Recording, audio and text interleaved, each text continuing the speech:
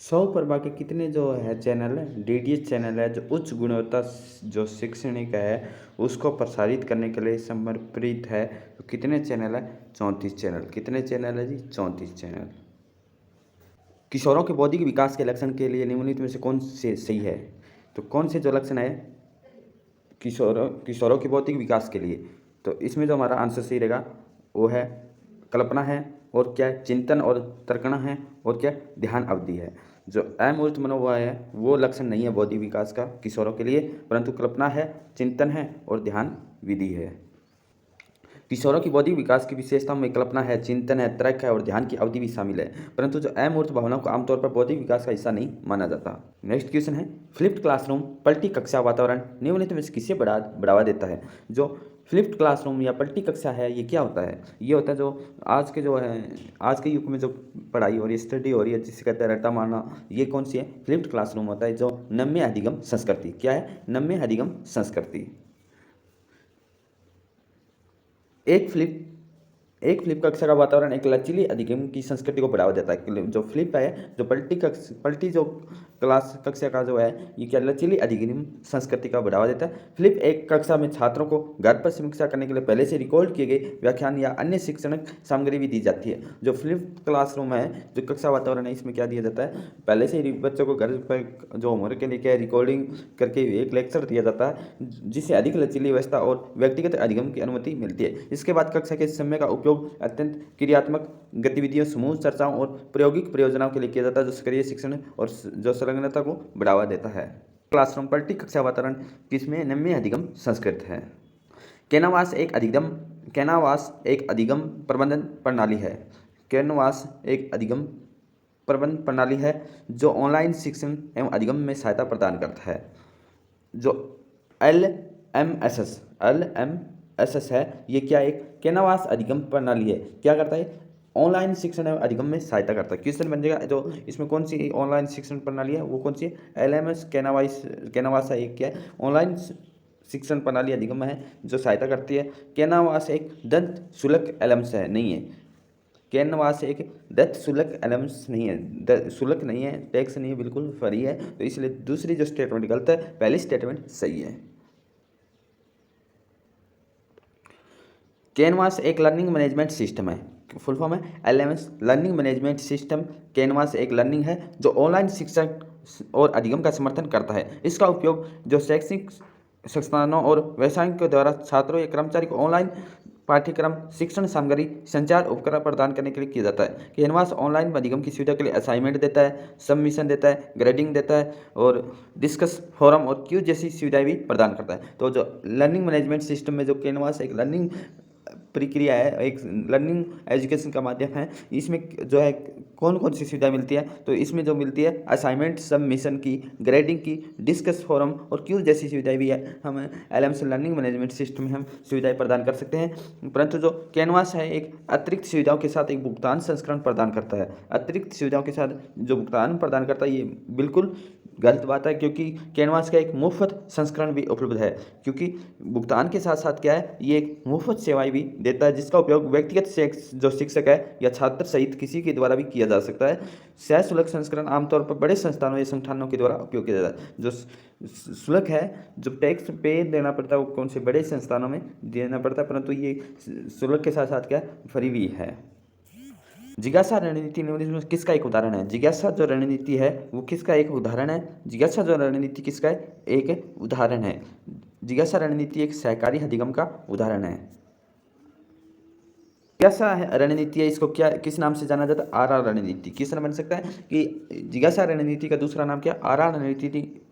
जिज्ञासा रणनीति का दूसरा नाम आर रणनीति या सहकारी अधिगम एक उदाहरण है। जो जिज्ञासा रणनीति है, आर रणनीति सहकारी अधिगम का एक उदाहरण है। सहकारी अधिगम एक शैक्षणिक दृष्टिकोण है जिसमें छात्र एक सामान्य लक्ष्य को प्राप्त करने के लिए किसी कार्य को पूरा करने के लिए छोटे समूह को एक साथ काम करता है। आर रणनीति एक विशिष्ट प्रकार से सहकारी शिक्षा है। छात्रों को विषम समूह का सौंपा जाता है। अलग अलग जो समूह है उसको काम है सौंपा जाता है। समूह में प्रत्येक छात्र को अधिगम के लिए एक अलग जानकारी दी जाती है। छात्र फिर अपने समूह के अन्य सदस्यों को अपनी जानकारी के बारे में बताते हैं। गतिविधियों में एक हद तक प्रत्येक छात्र ने सारी जानकारी प्राप्त कर ली होती है और समूह की समग्र समझ में योगदान में भी जो क्या है समझ होता है।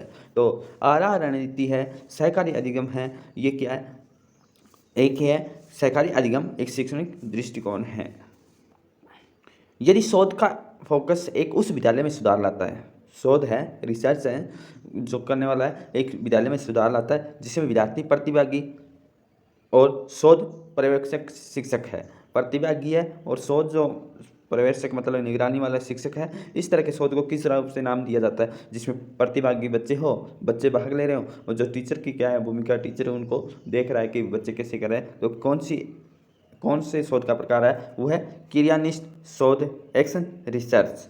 तो किसका प्रकार है, क्रियानिष्ठ शोध एक्शन रिसर्च है, उसका प्रकार है। यदि अनुसंधान का एक फोकस एक ऐसे समूह में सुधार करना जिसमें छात्र सहभागी हो और जो शिक्षक क्या है एक शोध पर्यवेक्षक के रूप में भूमिका निभा रहा है, तो वो कौन सी शोध है, क्रियात्मक शोध। मतलब कि बच्चे खुद भाग ले रहे हैं और टीचर है उनको क्या है चेक कर रहा है कि एक क्लास में उनकी निगरानी कर रहे हैं, तो वो कौन सी क्रियात्मक शोध है। क्रियात्मक शोध एक प्रकार का एक अनुप्रयोग शोध है। क्रियात्मक शोध किसका प्रकार है, एक अनुप्रयोग शोध है जिसका उपयोग किसी विशिष्ट संदर्भ में व्यवहारिक समस्या को हल करने के लिए किया जाता है। कौन सी शोध है जो व्यवहारिक समस्याओं को हल करने के लिए प्रयोग की जाती है, क्रियात्मक शोध या अनुप्रयोग। जो अनुप्रयोग है अप्लाइड जो रिसर्च है उसमें किस लिए यूज होती है, वो सिर्फ व्यवहारिक है, व्यवहारिक कार्य के लिए जो है अप्लाइड या क्रियात्मक शोध का प्रयोग है वो किया जाता है। जैसा कि संगठन है, स्कूल है, एक सहयोगी या पुनरावृत्ति प्रक्रिया है जिसमें समस्या का पहचान करना, कार्य योजना विकसित करना, योजना का कार्यान्वयन करना, मूल्यांकन करना, भविष्य की कार्रवाई को सूचित करने के लिए परिमाण पर विचार करना। क्रियात्मक अनुसंधान में प्रतिभागी सक्रिय रूप से अनुसंधान प्रक्रिया में शामिल होते हैं। इसमें शिक्षक है, छात्र है, प्रशासक और अन्य हितधारक शामिल भी हो सकते हैं। तो क्रियात्मक है, इसमें कौन कौन शामिल होंगे, प्रतिभागी भी होंगे, शिक्षक भी होंगे, छात्र है, अन्य छात्र है, प्रशासक है और हितधारक भी शामिल होते हैं। और इसमें बताया जा रहा है कि ये किस लिए की जाती है कि समस्या को पहचान करना, कार्य योजना विकसित करना, योजना का कार्यान्वयन करना, मूल्यांकन करना, भविष्य की कार्रवाई को सूचित करने के लिए परिमाणों पर विचार किया जाता है। पार्टी चयन के लिए एक समूह की सदस्यता, अवस्थिति या कुछ अन्य पहचान किए गए चर पर आधारित व्यक्तिगत उत्तरदाताओं की बजाय लोगों के समूह के लिए चयन या नियत कार्य को किस रूप में लेबल किया जाता है। कि प्रति चयन के लिए समूह की सदस्यता, अवस्थिति, कुछ अन्य पहचान किए गए चर पर आधारित व्यक्तिगत उत्तरदाताओं की बजाय लोगों के समूह को चयन या नियत कार्य के किस रूप में लेबल किया जाता है, तो है समूह प्रतिचयन। क्या होगा, समूह प्रतिचयन। किसी भी समूह की सदस्य स्थान या नमूने के लिए किसी अन्य ज्ञात चर के आधार पर व्यक्तिगत उत्तरदाताओं की बजाय लोगों के समूह का चयन करना। एक व्यक्तिगत उत्तरदाताओं की बजाय लोगों के समूह में चयन करना या असाइनमेंट क्लस्टर नमूनन का किया है लेवल किया जाता है। समूह प्रतिचयन या क्लस्टर नमूनीकरण का लेवल किया जाता है। क्लस्टर नमूनीकरण या समूह प्रतिवर्ग क्या है, एक प्रकार की संभाव्यता नमूना पत्ती है जहाँ जनसंख्या कुछ पहचान योग्य विशेषताओं के आधार पर समूह या समूहों में विभाजित किया जाता है और समूहों का एक या जो यादृच्छिक नमूना चुना गया, फिर चयनित समूह के सभी व्यक्तियों को नमूने में शामिल किया गया। क्लस्टर नमूनीकरण आमतौर पर तब उपयोग किया जाता है जब जनसंख्या बड़ी होती है। तो क्लस्टर जो है नमूनीकरण का उपयोग कहाँ किया जाता है, बड़ी जनसंख्या में। बड़ी जनसंख्या है वहाँ कौन सा क्लस्टर नमूनीकरण का प्रयोग किया जाता है। एक विस्तृत क्षेत्र में बिखरी हुई होती है तो उस तक पहुँचाना या मुश्किल होता है, इसलिए क्या है क्लस्टर जो सैम्पलिंग है उसका, जो क्लस्टर सैम्पलिंग या नमूनीकरण है उसका प्रयोग किया जाता है। सहसंबंधात्मक है, शोध में किनके बीच संबंध का वर्णन होता है। सहसंबंधात्मक है, उसमें किनके बीच संबंध का वर्णन किया गया है, अंतराल चर। कौन सा है, अंतराल चर।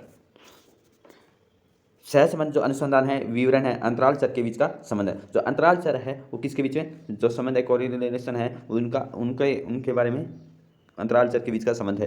अंतराल चर वे चर है जिनके पास अर्थपूर्ण क्रम और मूल्यों के बीच समान अंतराल है। जो अर्थपूर्ण क्रम है और मूल्यों के बीच का समान अंतराल है वो कौन सी अंतराल चर है, लेकिन वास्तविक शून्य बिंदु नहीं है। तो क्वेश्चन आएगा, अंतराल चर वो है जिनके पास अर्थपूर्ण क्रम है और उनके मूल्य के बीच समान अंतराल होता है परंतु उनके वास्तविक शून्य बिंदु नहीं है। अंतराल चर के उदाहरण में सेल्सियस या फ़ारेनहाइट में मापा गया है। जो अंतराल चर के किस में माप सकते हैं, सेल्सियस या फ़ारेनहाइट है वो किस में, अंतराल चर में। और तापमान, IQ स्कोर समय शामिल है। IQ है, समय है, तापमान है, फ़ारेनहाइट है, सेल्सियस है, ये अंतराल चर में आएंगे। अंतराल चर में क्या है, कोई भी शून्य नहीं होता, जीरो है वो नहीं होता, शून्य बिंदु पॉइंट बिंदु है वो नहीं होता। सहसंबंध अनुसंधान एक प्रकार का शोध डिजाइन है। सहसंबंध अनुसंधान एक शोध डिजाइन है जो दो या दो से अधिक चर के बीच संबंधों को छेड़छाड़ किए बिना जांचता है। किसके बिना? छेड़छाड़ नहीं की जाती और उसके बिना ही जांच हो जाती है। वो कौन सा है? वो है सहसंबंध अनुसंधान है। सहसंबंध गुणांक जैसे पियर्सन के या आर स्पीयरमैन के रो का उपयोग दो अंतराल चर के बीच संबंध की ताकत और दिशा को मापने के लिए किया जाता है। तो क्या सहसंबंध है? ये अंतराल चर के बीच का संबंध है। अंतराल चर में जिसके पास अर्थपूर्ण क्रम और मूल्य के बीच समय होता है परंतु बिंदु शून्य नहीं होता। अंतराल चर में सेल्सियस या फ़ारेनहाइट है, IQ स्कोर है, टाइम है, ये शामिल है। सहसंबंध अनुसंधान का शोध डिजाइन या जब दो या दो से अधिक चर के बीच के संबंध को छेड़छाड़ किए बिना ही जांचता है। गुणांक जैसे पियर्सन के आर या स्पीयरमैन के जो पियर्सन का क्या आर और स्पीयरमैन का क्या रू का उपयोग है दो अंतराल चर के बीच के संबंध के लिए ताकत और दिशा को मापने के लिए। स्वनिर्जाति वर्णन के कौन से तीन प्रकार है? स्वनिर्जाति है, स्वत निर्जाति है। स्वत निर्जाति वर्णन के कौन से तीन प्रकार है? तो निर्जातीय वर्णन में है कौन कौन से आएंगे? तो हमारा आत्म स्वीकृति, आत्म स्वीकृति, आत्म स्वीकृति, प्रभाववादी कथाएं और आलोचना, जो आलोचना है आलोचनात्मक कथाएं हैं ये शामिल होती है। आत्म स्वीकृति, प्रभाववादी और जो आलोचनात्मक कथाएं हैं वो किसमें? निर्जाति वर्णन में आएगी। जो तीन प्रकार इनमें शामिल है, आत्म स्वीकृति, प्रभाववादी कथा और आलोचनात्मक कथाएं। स्व निर्जाति वर्णन ऑटो एंथनोग्राफी एक शोध पत्ती है। स्वत निर्जाति वर्णन क्या? एक ऑटो एंथनोग्राफी शोध पत्ती है जिसमें इसमें किसका वर्णन किया जाता है? सांस्कृतिक घटनाओं का वर्णन है। किसना एक सांस्कृतिक घटनाओं का वर्णन किसमें किया जाता है? शोध निर्जाति वर्णन या ऑटो एंथनोग्राफी में किया जाता है। शोध व्यक्तिगत के लिए अनुभव और प्रतिबिंब शामिल होते हैं। इसे अलग तरीके से किया जा सकता है। ऑटो एंथनोग्राफी तीन सामान्य प्रकार है। ऑटो एंथनोग्राफी कितने प्रकार है? तीन है। ऑटो एंथनोग्राफी या स्वतः निर्जाति है जो है इसमें किसके सांस्कृतिक जो घटना है उसके बारे में वर्णन किया जाता है। आत्म स्वीकृति, कौन से तीन प्रकार? आत्म स्वीकृति, इस प्रकार के शोधकर्ता एक सांस्कृतिक घटनाओं से संबंधित अपने व्यक्तिगत अनुभव को और विचारों को पता लगाने के लिए आत्म प्रकटीकरण और आत्म निरीक्षण का उपयोग किया जाता है। तो किसमें आ जाएगा? जिसमें व्यक्तिगत अनुभव है, भावनाएं, विचार को पता लगाने के लिए किसका प्रयोग किया जाता है? वह आत्म स्वीकृति का प्रयोग किया जाता है। आत्म स्वीकृति किसका प्रकार का? ऑटो एंथनोग्राफी या स्वत निर्जाति वर्णन का है। प्रभाववादी कथा, इसमें शोधकर्ता एक सांस्कृतिक घटना के संवेदी और भावनात्मक छापों पर ध्यान केंद्रित करता है। तो की पॉइंट क्या है कि जो सांस्कृतिक घटनाओं के संवेदी और भावनात्मक छापों पर क्या है? भावनात्मक छापों पर ध्यान केंद्रित करता है। अपने व्यक्ति पूरक अनुभव उदाहरणों को संप्रेषित करने के लिए साहित्यिक तकनीकों का भी उपयोग किया जाता है। साहित्यिक तकनीकों और भावनात्मक छापों पर ध्यान करने के लिए क्या है? प्रभाववादी। तो यह है प्रभाववादी किसका प्रकार है? ऑटो एंथनोग्राफी। परंतु यहाँ था कि जो आत्म स्वीकृति में होंगे, व्यक्तिगत अनुभव होंगे, भावना होगी, विचार का पता लगाने के आत्मीय प्रकटीकरण और आत्म निरीक्षण का प्रयोग आत्म स्वीकृति, जिसमें साहित्यिक तकनीकों, आत्म भावनात्मक छापों पर और व्यक्तिगत अनुभव को धारणाओं संप्रेषित करने के लिए प्रभाववादी। आलोचनात्मक है जिसमें एक सांस्कृतिक घटनाओं के महत्वपूर्ण, क्योंकि निर्जाति में क्या होगी? सांस्कृतिक तो घटना होगी जिसमें इसमें बता रहा है कि व्यक्तिगत अनुभव और दृष्टिकोणों का उपयोग करके आख्यानों या शक्ति संबंधों को चुनौती देने के जो आख्यान है और उसको शक्ति संबंधों को चुनौती देने के लिए क्या? आलोचना, जो आलोचना की जा रही है तो अपने व्याख्यान के माध्यम से उसको चुनौती देना, ये आलोचना है। प्रभाव आदि में क्या है कि उसको भावनात्मक छापों पर ध्यान केंद्रित करता है। कोई भी घटना हो ये संस्कृति की और उसे साहित्यिक तकनीकों का यूज किया जाता है। आत्म में क्या है? अनुभव और भावना और विचारों का पता लगाने के लिए किया जाता है। और स्वत निर्जाति ऑटो एंथनोग्राफी एक सांस्कृतिक घटनाएं है जिसमें तीन प्रकार की है: आत्म स्वीकृति, प्रभाववादी और आलोचनात्मक। विभिन्न शोध अभिकल्पों के भिन्न लाभ होते हैं। विभिन्न शोध अभिकल्पों के भिन्न लाभ होते हैं। उदाहरण के लिए एकल प्रयास अभिकल्पना शीघ्र परिमाण और पर गुणवत्ता के लिए जानी जाती है। तो बिल्कुल बात सही है कि भिन्न भिन्न शोध, अलग अलग शोध है, अभिकल्पों के लिए भिन्न भिन्न लाभ होते हैं। अलग अलग शोध होगी तो अलग अलग लाभ है, उनका बेनिफिट मिलेगा। एकल प्रयास अभिकल्पना शीघ्र परिमाण और जो गुणवत्ता के लिए, जो एकल प्रयास है वो क्या शीघ्र ही परिमाण दे देगी और गुणवत्ता के लिए भी जानी जाती है। एक अनुदैर्ध्य लॉन्ग टाइम के लिए जो है भिन्न काल अवधि, एक लॉन्ग टाइम है, लॉन्ग टाइम अनुदैर्ध्य काल विधि में हम अभिकल्प में हम एक क्या करेंगे कि काल अवधि जो टाइम क्या है अलग है और एक समान उत्तरदाता, मतलब कि टाइम तो अलग अलग है। जैसे एक तो 10 बजे किया है, एक 12 बजे किया है, एक 1 बजे किया है। जो ग्रुप क्या है? एक है, एक समान उत्तरदाता, मतलब ग्रुप एक, टाइम क्या? अलग अलग, टाइम अलग अलग, जो रिजल्ट हमारा क्या सेम आ रहा है तो वो क्या? अनुदैर्ध्य अभिकल्प है। परंतु एक होता है कि एक समय में ग्रुप अलग अलग, वो क्या?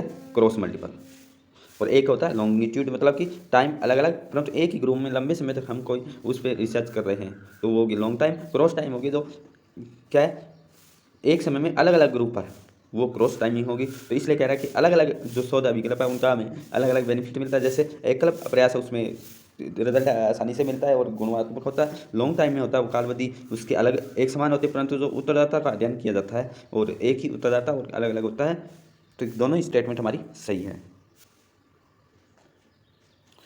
अनुसंधान डिजाइनों के लिए अलग फायदे और नुकसान भी है। एक शॉर्ट डिजाइन, जो शॉर्ट डिजाइनिंग होती है वो क्या होती है, त्वरित परिमाण और दक्षता के लिए जानी जाती है। शॉर्ट डिजाइनिंग किसके लिए जानी जाती है, त्वरित मतलब तेजी से जल्दी से रिजल्ट मिलेगा हमें, और दक्षता के लिए क्या है, गुणवत्ता के लिए भी जानी जाती है। वन शॉट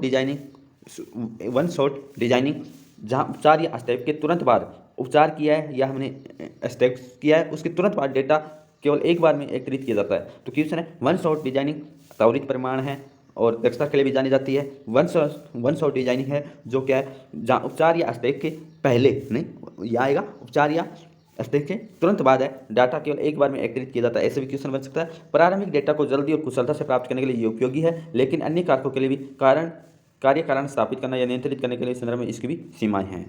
तो वन शॉट डिजाइनिंग है मतलब कि एकल अभिकल्प है, वन शॉट बोला इसने, एकल अभिकल्प को वन शॉट डिजाइनिंग जो क्या है कि तेजी से रिजल्ट देता है अपना, और दक्षता के लिए भी जानी जाती है। और रिसर्च के अलग अलग होगी तो उनका अलग अलग परिमाण हमें मिलेगा।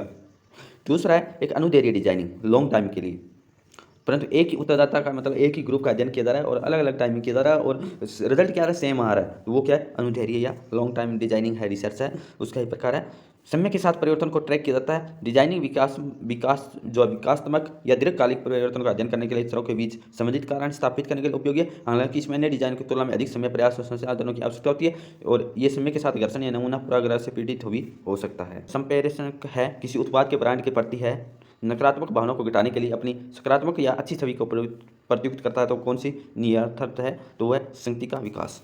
संगति का विकास मतलब कि एक ब्रांडेड कोई ब्रांड चीज़ का है, वो उसकी नेगेटिव भावना है, नकारात्मक भावनाओं को घटाने के लिए अपनी सकारात्मक या अच्छी छवि को प्रकट करता है। एक मतलब कि एक प्रोडक्ट है उसके बारे में है, वो इतना अच्छा नहीं है परंतु उसके बारे में पॉजिटिव बात बता रहा है, तो कौन सा निहितार्थ है, वह संगति का सिद्धांत।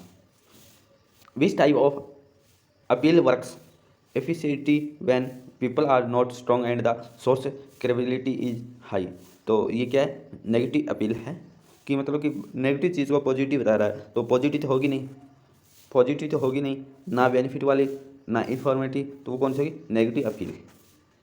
अपील का वह प्रकार जो प्रभावी ढंग से काम करता है जब लोग समर्थक नहीं होते, स्रोत की विश्वसनीयता अधिक होती है, वह क्या है, नकारात्मक अपील होती है। नेगेटिव अपील कौन सी होती है, जिसमें प्रभावी ढंग से काम करता है और लोग समर्थक नहीं होते, लोग क्या समर्थक नहीं होते, स्रोत की विश्वसनीयता अधिक होती है, वो नकारात्मक अपील होती है। नकारात्मक अपील लोगों को एक विशेष कार्रवाई करने के लिए प्रेरित करने के लिए भय या अपराधबोध का उपयोग करती है। जब स्रोत की विश्वसनीयता अधिक होती है, जब स्रोत है विश्वसनीयता मतलब कि उसकी विश्वास है कि लोग ज़्यादा से ज़्यादा उसको विश्वास करते हैं, तो नकारात्मक अपील प्रभावी भी हो सकती है। कि जब कोई मतलब कि क्रिकेटर है जैसे सचिन तेंदुलकर है, तो उसको वो इतना पॉपुलर है कि लोग वो बात बोलेंगे तो विश्वास हो जाएगा, कि वो बोलेंगे ये चीज़ करने से क्या है, फ़ायदेमंद होगी, तो लोग हैं जनता वो उस पर विश्वास करेगी। तो वो क्या कैसा है कि बेशक वो उसका जो प्रचार करे वो बिल्कुल भी क्या है, वो इतने फ़ायदेमंद नहीं है, परंतु उसके कहने के बाद है लोग विश्वास करेंगे, उसको खरीदेंगे। तो नेगेटिव बात है उसको पॉजिटिव में चेंज किया जा रहा है, एक विश्वसनीयता उसको क्या इतना पॉपुलर है, तो वो कौन सी होगी, नकारात्मक अपील होती है। किसको संप्रेषण व अन्य की तुलना में अधिक विश्वसनीय के रूप में भी जाना जाता है, किसको कम्युनिकेशन है जो अन्य की तुलना में अधिक विश्वसनीय के रूप में भी जाना जाता है। सबसे ज़्यादा जो विश्वसनीय कौन होगा, तो सबसे ज़्यादा हमारे विश्वसनीय कौन होंगे, मित्र होंगे। तो कौन होंगे, मित्र। दोस्तों को आमतौर पर संचार में दूसरों की तुलना में अधिक भरोसेमंद माना जाता है। ऐसा इसलिए है क्योंकि हम उन लोगों पर भरोसा करते हैं जिनमें हमें अच्छी तरह से जानते हैं, जिनके साथ हमारे संबंध मित्र और परिवार के सदस्य जैसे होते हैं। तो व्यक्तिगत अनुभव, ज्ञान और राय के आधार पर ईमानदार और विश्वसनीय जानकारी प्रदान करने के लिए अधिक संभावना रखते हैं। दूसरी ओर सेल्स पर्सन और जो सशुल्क समीक्षा के पास एक पक्षपाती या स्वार्थी दृष्टिकोण भी हो सकता है। अजनबियों के पास विश्वास स्थापित करने के लिए प्रतिष्ठा या विश्वसनीयता नहीं हो सकती। तो क्या था, मित्र है वो हमारे विश्वसनीय हो सकते हैं। सेल्समैन होगा वो क्या होगा, दृश्य उसका क्या होगा, सेल्समैन बेच रहा हो तो उसको क्या होगा, अपना खुद की दृष्टिकोण है, स्वार्थ होगा उसको, तो वैसे नहीं होगा करीबी। और जो अजनबी है उससे हम इतने करीब नहीं होते। तो मित्र हमारे लिए क्या सबसे ज़्यादा विश्वसनीय होगा, क्योंकि हम अब हर बात उसको बता सकते हैं। निम्नलिखित में किसको संप्रेषण में अर्थगत बाधाओं के रूप में भी जाना जाता है? कम्युनिकेशन में जो अर्थगत बाधाओं के लिए भी जाना जाता है, तो कौन सी होगी? जो प्रक्रियात्मक है, संग जो सांगठनिक है, मतलब कि दोषपूर्ण है, या तकनीकी भाषा है, या बिना आधार की अनक्वालिफाइड पूर्वधारणा। तो देखो, तो इसमें होगा जो ऑर्गेनाइजेशन जो नीति है, संगठन की कोई नीति है, वो तो नहीं होगा, और ना ही इसमें जो प्रकात्मक है वो होगा, और ये भी नहीं है, परंतु दोषपूर्ण अनुवाद होगा। तकनीकी भाषा का कोई जो कम्युनिकेशन कर रहे हैं, तो उसमें क्या है, कोई भाषा है वो हिंदी की जगह इंग्लिश है, इंग्लिश की जगह हिंदी बोल रहे हैं, तो वो तकनीकी भाषा का उपयोग से भी हो सकता है, कोई दोषपूर्ण भी हो सकता है। बिना आधार की अनक्वालिफाइड पूर्वधारणा है, जो बिना आधार की हम पहले से कोई धारणा बना रहे हैं, तो वो भी क्या है, वो भी एक बाधाओं के रूप से भी माना जा सकता है। भाषा संबंधी उन बाधाओं को संदर्भित करती है जो संचार के उपयोग किए जाने वाले शब्द प्रतीक संकेतों के अर्थ की गलतफहमी के कारण उत्पन्न होती है। तो ये सिमेट्रिक बाधाओं के रूप से भी माना जा सकता है। सिमेट्रिक बाधाओं में क्या आ जाएगा, जिसमें क्या है, सिमेट्रिक शब्द प्रतीक संकेतों के अर्थ की गलतफहमी के कारण भी होता है, वो सिमेट्रिक बाधा है। दोषपूर्ण में क्या है, तब होता है जब एक भाषा दूसरी भाषा संदेश का अनुवाद सटीक नहीं कर पाता, तो वो दोषपूर्ण। तकनीकी में क्या हो जाएगा, जैसे शब्दशाल विशेष शब्दावली का उपयोग प्राप्तकर्ता के द्वारा संदेश को भ्रमित और गलत व्याख्या पैदा कर सकता है, तो तकनीकी भाषा का उपयोग से हो सकता है। अयोग्य धारणा मतलब ज्ञान समझ दृष्टिकोण को स्थापित किए बिना धारणा बनाने से संदेश को गलतफहमी होगी, और जिससे क्या है, बाधाएं उत्पन्न होगी। तो ये क्या है, सिमेट्रिक बैरियर है। दोषपूर्ण अनुवाद सिमेट्रिक बैरियर है, तकनीकी भाषा भी सिमेट्रिक बैरियर है, अयोग्य धारणा भी क्या, सिमेट्रिक बैरियर है। कार्यात्मक विशेषता क्या होती है, जब एक संगठन के भीतर एक संगठन होता है, उसके भीतर श्रम के विभाजन और कार्यों की विशेषता का संदर्भित करता है, वो क्या, कार्यात्मक विशेषक होता है। जो सामान्य समझ की कमी के कारण, संचार टूटने के कारण भी हो सकता है। जो कार्यात्मक विशेष जो बाधाएं होती है, वो एक संगठन के भीतर काम करते हैं, तो उसके समय क्या, कोई सामान्य समझ की कमी कारण कोई समूह है, ग्रुप में है, और एक सामान्य समझ की कमी के कारण है, संचार टूटने के कारण कार्यात्मक बाधाएं हो सकती है। संगठनात्मक नीति में क्या है, एक नियम के कारण और प्रक्रियाओं को संदर्भित करता है, जो संचार के प्रभाव को प्रतिबंधित कर सकते हैं और अवरोध भी पैदा कर सकते हैं, वो क्या है, संगठन में नियमों के कारण हो सकती है। कार्यात्मक एक में क्या है, एक समूह में है और वो एक समझ के कारण है, किसी को कहा कुछ है पर सुना कुछ, तो वो क्या है, एक समूह में हो रही है, तो उसमें हो सकती है बाधाएं। व्यक्तिगत संचार कुछ मामलों में प्रभावी हो सकता है। जो व्यक्तिगत संचार है, पर्सनल जो संचार है, वो कुछ मामलों में तो प्रभावी हो सकता है, लेकिन सामान्यतः उसको जनरलाइजेशन नहीं कर किया जा सकता। हमेशा जन संचार से अधिक प्रभावित होता है। संचार की प्रभावशीलता विभिन्न कारकों पर भी निर्भर करती है, जैसे उद्देश्य, दर्शक और संदेश, संदर्भ आदि। तो व्यक्तिगत संचार कुछ मामलों में तो प्रभावी हो सकता है, लेकिन ये सामान्यीकृत नहीं किया जा सकता, हमेशा जन संचार से अधिक प्रभावित होता है। संचार की प्रभावशीलता विभिन्न कारकों पर भी निर्भर करती है, जैसे उद्देश्य, दर्शक, संदेश, संदर्भ आदि। संचार के 2 चरण प्रभाव सिद्धांत से पता चलता है कि मास मीडिया लोगों को अप्रत्यक्ष रूप से राय देने वाले नेताओं या बिचौलियों के माध्यम से प्रभावित कर सकता है। जो मास मीडिया है, राय देने वाले नेताओं या बिचौलियों के माध्यम से प्रभावित कर सकता है। जो मीडिया संदेशों की व्याख्या करते हैं, दूसरों तक पहुंचाते हैं, जबकि मास मीडिया व्यक्तिगत संचार का प्रेरक हो सकता है। ये आवश्यक नहीं है कि हमेशा व्यक्तिगत दृष्टिकोण और व्यवहार को प्रभावित करें। कौन सा अनाकारिक तर्क दोष है? उपग्रह एक्स पर जीवन की असंभावना के लिए बारे में किसी ने भी अभी तक कोई असंदिग्ध साक्ष्य प्रस्तुत नहीं किया, कि उपग्रह एक्स पर जीवन की असंभावना के बारे में किसी ने भी अभी तक कोई जो असंदिग्ध साक्ष्य प्रस्तुत नहीं किया, इसलिए कोई भी यह निष्कर्ष निकाल सकता है कि उपग्रह पर एक्स पर जीवन है। तो ये कौन सी हो जाएगी, कौन सी फैल्सी एंड इनफॉर्मल फैल्सी का प्रकार है, जिसमें कहा रहा है कि उपग्रह पर जीवन संभव, अभी तक असंभावना है कि उपग्रह पर कोई भी साक्ष्य प्रस्तुत नहीं किया गया, तो इसलिए निष्कर्ष नहीं निकाला जा सकता कि उस पर जो है उपग्रह पर जीवन संभव है। तो ये है अपील टू इग्नोरेंस, इनफॉर्मल फैल्सी का प्रकार है। क्या, प्रज्ञात्मक युक्ति का प्रकार है। रेड हेरिंग क्या होता है? रेड हेरिंग होता है गाम जो बात को है घुमा देना, रेड हेरिंग होती है। और स्ट्रा मैन क्या है? पोजीशन पर अटैक होता है। अज्ञानता की अपील एक प्रकार की अनौपचारिक भ्रांति है, जहाँ तर्क एक निश्चित दावे के खिलाफ साक्षी की अनुपस्थिति पर आधारित होता है। मतलब ये एक निश्चित दावा होता है, तो एक निश्चित दावा है, पता है उपग्रह पर जीवन संभव है, पृथ्वी एक है, मंगल भी ग्रह है, पृथ्वी भी है, तो ऐसे क्या है, पता है कि वहाँ पर जीवन संभव है, परंतु बताया जा रहा है कि वहाँ पर जीवन संभव नहीं है, कोई भी साक्ष्य प्रस्तुत नहीं हुआ। तो क्या है, ऐसी अज्ञानता की अपील है एक प्रकार की अनौपचारिक भ्रांति है जहाँ एक तर्क निश्चित दावे के खिलाफ साक्ष्य की अनुपस्थिति पर आधारित होता है। निश्चित दावा होता है परंतु साक्ष्य क्या एब्सेंट बताया जा रहा है, तो ये मानता कि किसी विशेष दावे के खिलाफ कोई सबूत नहीं है, जो कोई विशेष दावा उसके खिलाफ कोई सबूत नहीं है, दावा सही या गलत होना चाहिए। उदाहरण के लिए कोई सबूत नहीं है कि भूत मौजूद नहीं है, कोई भी सबूत नहीं है कि भूत मौजूद नहीं है, इसलिए भूतों का अस्तित्व होना चाहिए। ये अज्ञाता भ्रम का अपील है, क्योंकि इसमें क्या है, कोई सबूत नहीं है कि भूत मौजूद नहीं है, परंतु भूतों का अस्तित्व होना चाहिए। तो सबूत ही नहीं तो भूतों का अस्तित्व कहाँ से होगा। तो ये अज्ञाता अपील है कि किसी दावे के खिलाफ साक्ष्य की अनुपस्थिति में आवश्यक रूप से इसकी वैधता साबित नहीं कर सकती।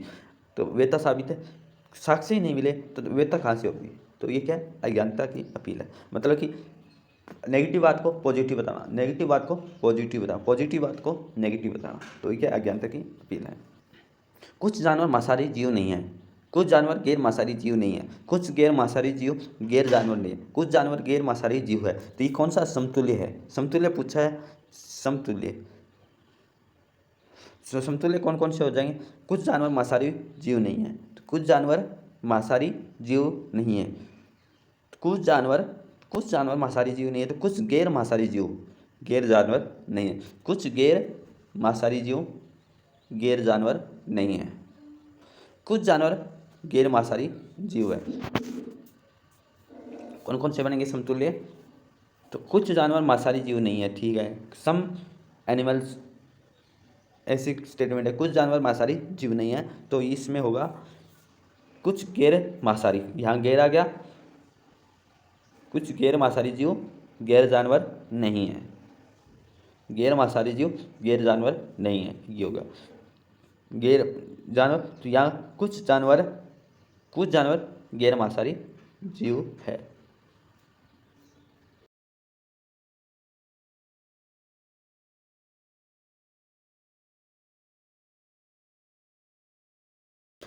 भारतीय शास्त्र तर्कमत न्याय के अनुसार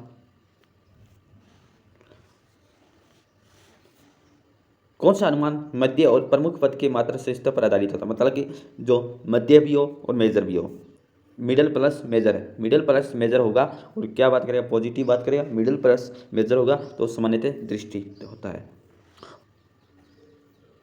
टॉर्चन हॉर्स एक मालवेयर प्रोग्राम है, टॉर्चन हॉर्स एक मालवेयर प्रोग्राम है जिसके पीड़ित के डेटा तक उपागमन को तब तक प्रतिबंधित रखता है जब तक पीड़ित उसके लिए भुगतान न कर दें। गूगल के जी स्वीट और गिटहब